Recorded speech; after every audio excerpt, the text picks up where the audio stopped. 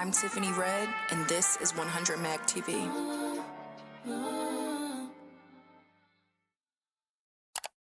On October 12, 2023, Michael O'Neill, CEO and president of BMI, published an update to the BMI website and detailed some of the latest news. So, I don't know if you guys remember this or not, but earlier this summer, I believe it was this summer, or a few months ago, a few songwriter organizations and Universal Music Publishing Group, which they came out separately, all pretty much said the same thing, which is, hey, we heard a rumor that y'all are about to sell or potentially going to sell. How does this affect us? Now, 100%ers was not involved in the initial letter or any of that. I got involved, and the 100%ers got involved once the news came out on October 12th, which was that their profit margin was increasing to 15%, and that the money was coming from us. Now, if you follow me on social media, you know I had quite a lot to say about this. I felt blindsided as a member, and just felt like, why is my voice not considered in decisions about my money?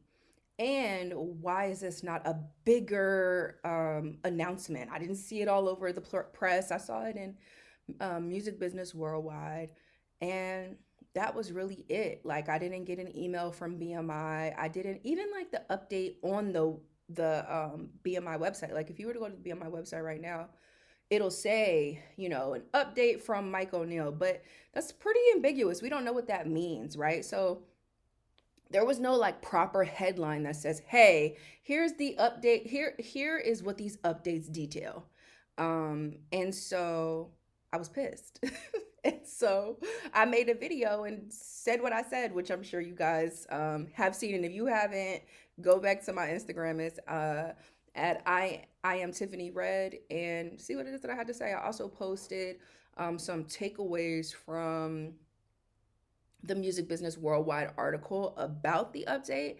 And BMI wasn't too happy with 100%ers about what we posted on 100%ers page. So a member of the BMI team reached out to a member of the 100%ers team and, had a conversation and was just essentially like, hey, I'm not a fan of this post. And that member was Micah, who they spoke to, and the person from BMI was Wardell. Wardell reached out to Micah. Micah reached out to me, connected the dots, and I had my first conversation with Wardell. Then I had another conversation with Wardell and Catherine Bruton, and I just explained the position that this has put us in, and essentially was saying, like, one of the things that really stuck out to me in this conversation was getting a clear view of how they view us, which is as customers. They view us as like in the conversation, Catherine Bruton said, if Amazon changed their policies, are they going to tell all their customers?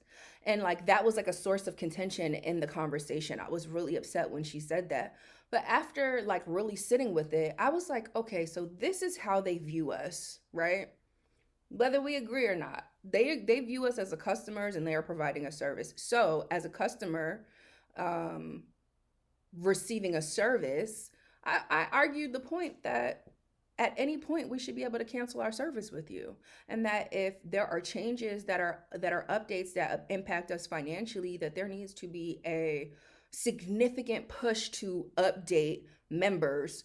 Hey, this is what's going on, so that nobody is blindsided. And that's just not what happened, in our opinion. I don't know what BMI would say to that, but my opinion is they could have done a better job at communicating, hey, this is what's going on, and this is what this update is about. Like, there should have been a subject line, like, update from Mike O'Neill, increase in profit margins, possible sale, and blah, blah, blah. That would get me to click and be like, what's this about? But there wasn't that. It was just very broad. So because of the social media post and the conversations, it got the attention of BMI enough for us to be able to get on the phone with Mike O'Neill, their CEO and president. So I had a call with Mike, Catherine Bruton, and Wardell all together at the end of last week. There's no reason why anybody that is a member of BMI should not be able to leave whenever they want to, especially if they didn't get in advance. But the way that it's currently set up is it's a 2-year term when you sign up with BMI. And then after that, it automatically renews if you don't terminate the agreement within the window period. Now, what is a window period?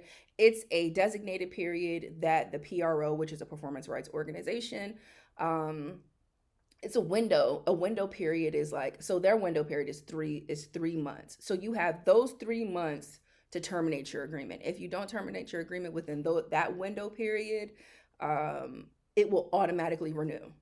Now, before all of this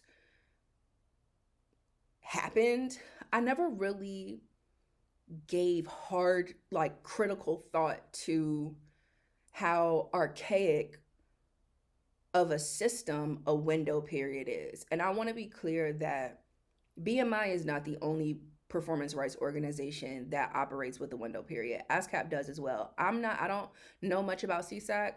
There's not a lot of information online about CSAC. They're pretty secret. It's an invite-only organization. So, I don't know about window periods for them. But with BMI and ASCAP, with BMI and ASCAP, this is where they're identical, is that they both have window periods. Now, online, it says ASCAP's term is 1 year, and then after that 1 year, the contract renews every other year. Same thing, if you don't cancel it within the window period, you're in the contract for an additional 2 years.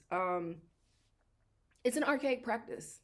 It is. Like, if now going back to BMI, if BMI looks at us as a customer of their services, we should be able to walk away from our services at any moment. Let's compare it to other services. Netflix. Can you cancel Netflix whenever you feel like it? Yes. Netflix is currently raising their prices. It's all over the place. So you have a chance to decide. Do you want to continue to be a Netflix customer and pay the increased monthly fee for the content or not? And if you don't, you cancel it. Simple as that. That is to be a customer of a service provider. Now, I understand that there's nuances. Obviously, specific to a performance rights organization, their job is to collect royalties for your music. The more songs that you have, the bigger of a catalog they have to ingest. And so the process of getting in and out of a deal, I understand there being some sort of like period where they're going through the process of removing you from their system. But that should be a process that's available whenever, not in a window period. That part is the part that I think is predatory personally.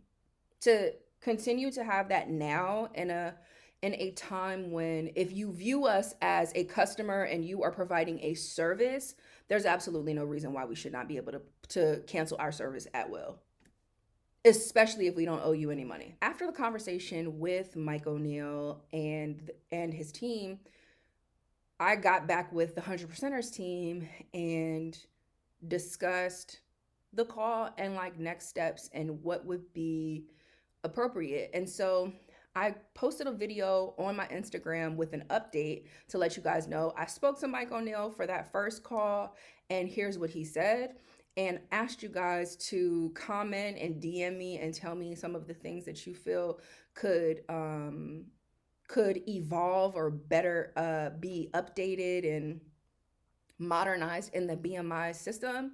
And after that, we took what you guys said, we took what our team said, all of our thoughts, and we compiled it into a letter, and we sent it to Mike O'Neill. BMI published it to our site, blasted it out to our members, put it on our Instagram, And yeah, it's about modernization.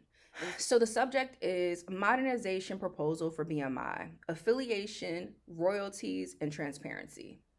Dear Mike O'Neill, following discussions with the 100 Percenters team and gathering feedback from the community, we have compiled a list of requests from BMI members with the genuine hope that they will receive thoughtful consideration.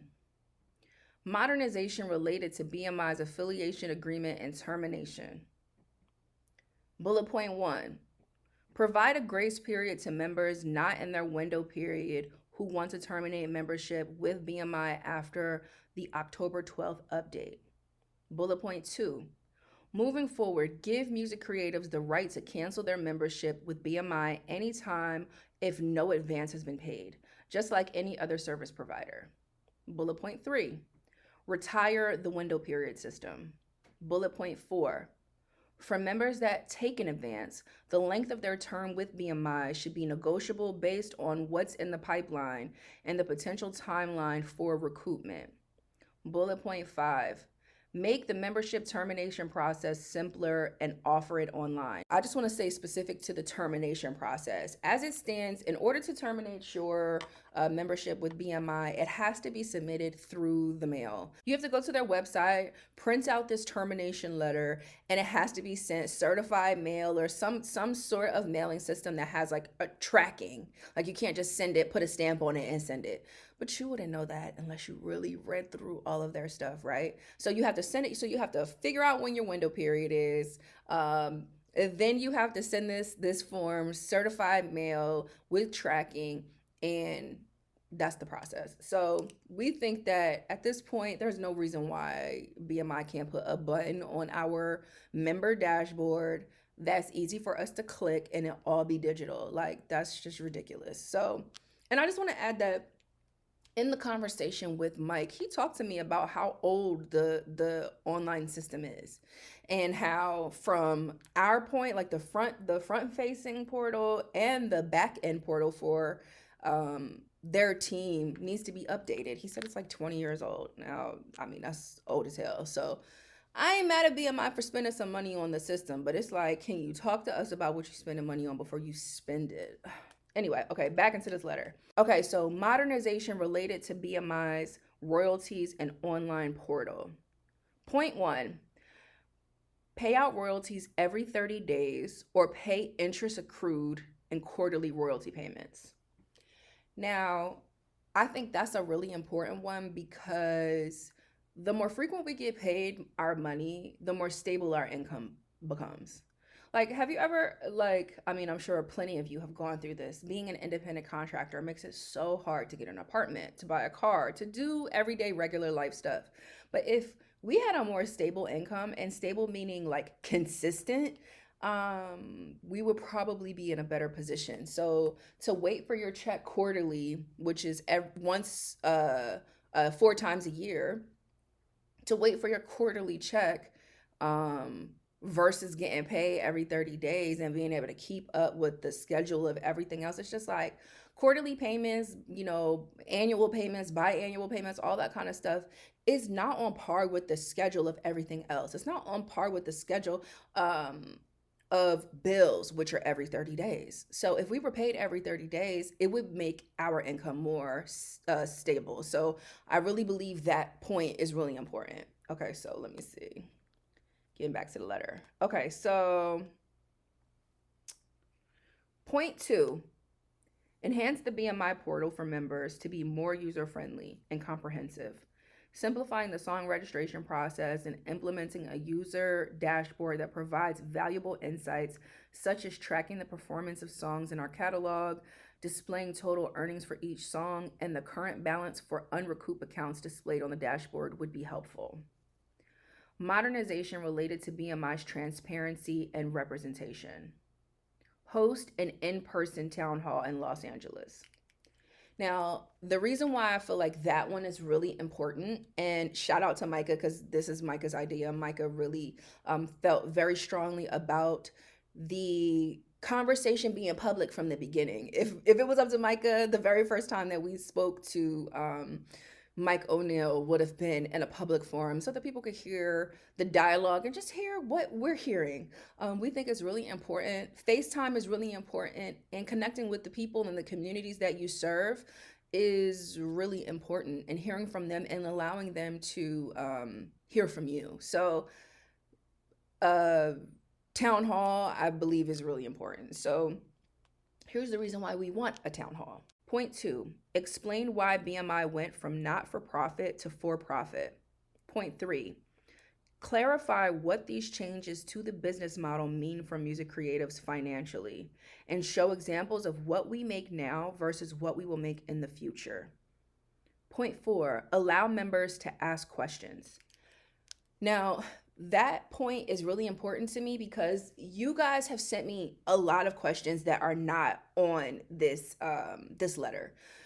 I think that it's really important to open the floor for dialogue. Allow members to run for and elect a board or committee of music creatives so our voices are always at the table when BMI makes decisions about our finances and future as BMI members.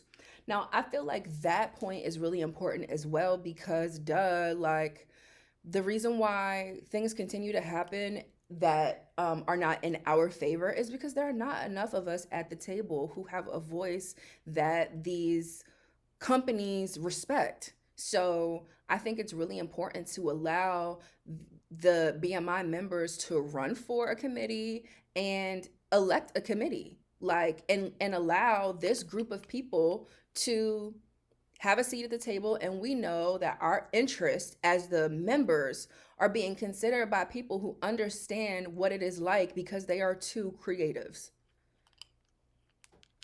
All right. I'm going back and forth, putting my glasses on, off, on, off. I feel like an old ass lady. My eyes is getting bad, y'all. Okay, so point 6, teach members how to use BMI services better. Many complain about how complicated it is to register a song, while others don't know how to do it at all.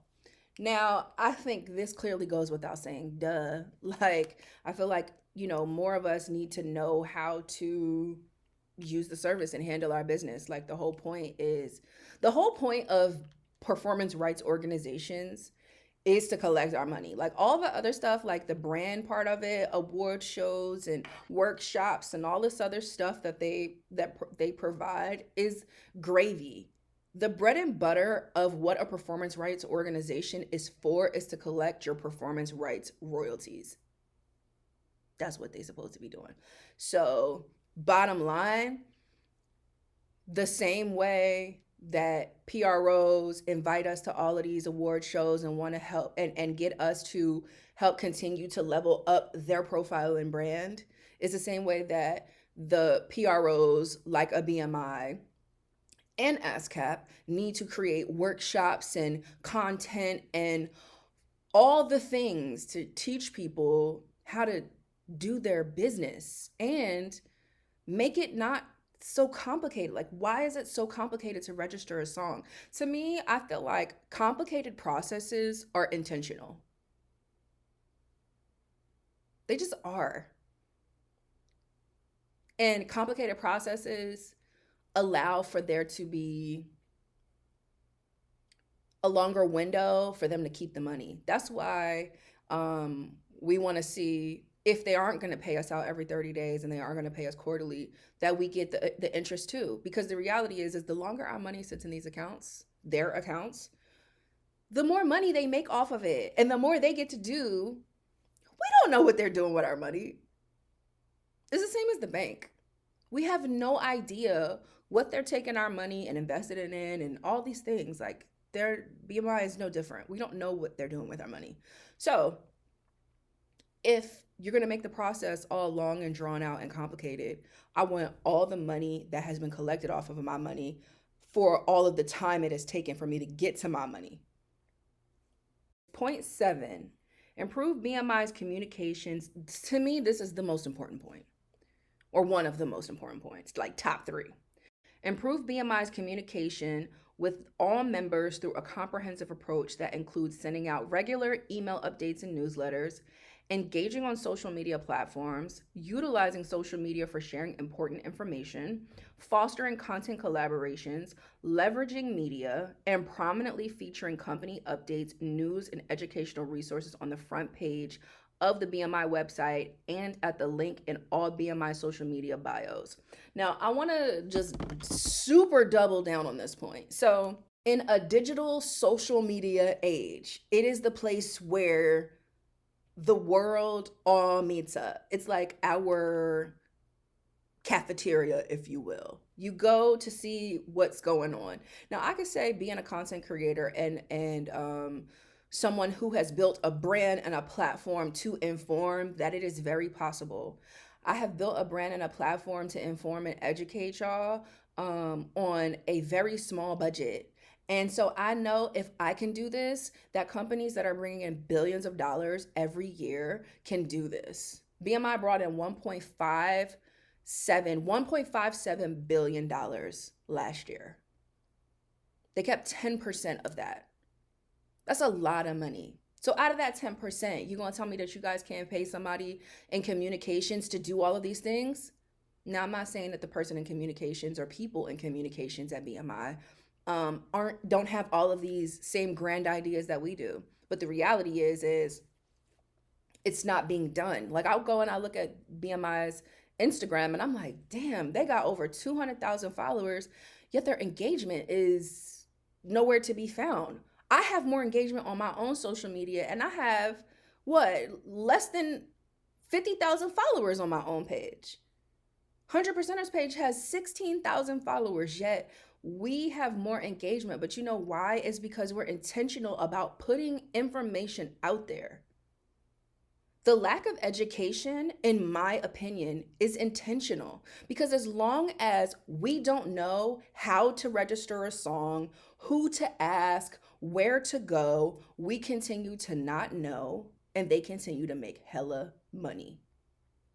And this goes across the board, not just with BMI, systemically throughout the entire music industry. And not just in the music industry, look around, look at the world. Look at how they banning books. If they're going to ban books for our kids, why the hell would they want us to know how to handle our business? They make too much money off of our ignorance. And I'm not directing this at BMI. The music business as a whole makes billions of dollars off of the ignorance, the intentional ignorance of music creatives. The reason why there is not a more robust education system for the creatives who are making this music and the creatives that are getting in this business is because they don't want you to know how to do it. They don't want you to know. And so for all of the companies that are like preying on our ignorance, and that's why I call the window period predatory. Because if you don't understand the window period, it's very easy to take advantage of somebody and keep them in this same situation over and over again. And I also want to add that, like, the reality is most music creatives, working music creatives who can't afford yet to live off of their royalties, depend heavily on advances. So to tie somebody down to a long contract when the reality is they're dependent on advances is fucked up. Because how are they supposed to get to that next check when they stuck with you? When they stuck with you for some long term, when the money is going to be made back. Like, the reality is, and I'm saying this being a BMI member, having gotten a BMI advance before. Like, I got an advance when Replay was out. They didn't just give me that money just because. They gave me that money because the song was playing successfully on the radio. So it wasn't like, oh, I'm going to give you money that you're not making. No, I'm going to give you what's in the pipeline. I'm going to give you what I know is about to come back. They're giving you your own money and tying you down for however long. I was told that if you receive an advance and you are a BMI member, depending on how large the advance is, your window period can change. Not sure if all y'all know that or how they go about that process. I don't think that my window period changed. When I first got an advance, my advance wasn't anything crazy. It was like $15,000. Now, I want to say anything crazy is relative, because clearly $15,000 is not a little bit of money. It's money, but in relation to the amount of money that they give out, $15,000 was not hard for me to recoup on a record that was successfully climbing the charts that I owned over 20% of. You know what I'm saying? So, but there are people who were getting $100,000. There's people who were, getting all kind of advances. So if you don't know anything about this, make sure that you like really, really tap in. I want to read how the letter ended to you guys. Okay, so those were all of the points. So we ended the letter saying, again, we appreciate your thoughtful consideration of these proposed changes, which we believe will strengthen the relationship and trust. Keyword trust. The relationship and trust between BMI and affiliates. We eagerly look forward to productive discussions and collaboration to implement these improvements, making BMI an even more supportive and dynamic organization for music creatives. Thank you for your attention and commitment to our collective success. _ collective success. Warm regards, Tiffany Red, founder and executive director of the 100%er Foundation. Now, why am I underscoring collective success? Because the industry doesn't give two shits about things being mutually beneficial. It just doesn't. I'm big, you're little, is the energy. Our goal with pursuing this conversation with BMI and being transparent with y'all about the conversation is, our goal is meaningful change. Like, I would like to see BMI really consider the things that we're saying and put some of these things into practice. I would be over the moon, because that shows that they're willing to compromise. I think that's all we've ever wanted, is compromises for these companies to come to the table and actively negotiate so that this thing is mutually beneficial for both of us. Right now, the music industry and the way that it does business with creatives who do not have all of the leverage in the things and the blah, blah, blah, the politics and all the things.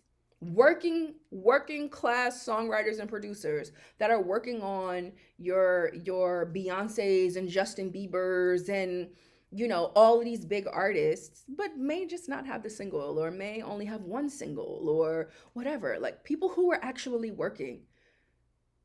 This is the shit that affects them the most. The middle class always gets squeezed. The middle class's voice is always muted. Always. We're always taken from. I think the reason why, and I'll, restate this, the reason why I was so upset when I found out about BMI increasing their profit margins and taking that money from us was because it is a continued reminder that we have no control, that we are classified as independent contractors, yet we have no say in anything about how our business is handled. None. And it's bullshit. It is. So as this continues, I will keep you guys updated. Mike hit me yesterday and he said that he would be reading the letter and scheduling our next call. So we have another call coming up soon, and I will do another one of these videos to update you guys on what comes from the next call. And also, I'm going to do a part 2 to this video to explain the comparison chart. So I created a BMI ASCAP comparison chart so that you could just clearly see the differences. Like, this is the differences in fees, this is the differences in terms, this is the differences or the things that are the same. And like the window period, for instance, is the same. There